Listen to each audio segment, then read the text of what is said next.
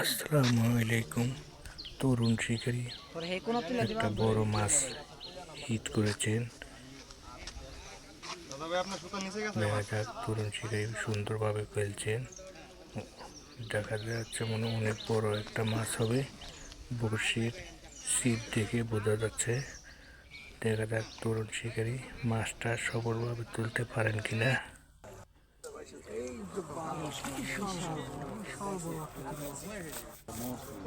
অনেক বড় একটা মাছ,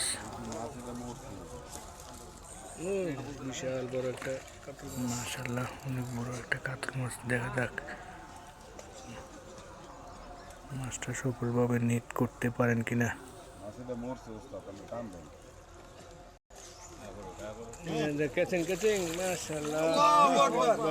বিশাল বড় একটা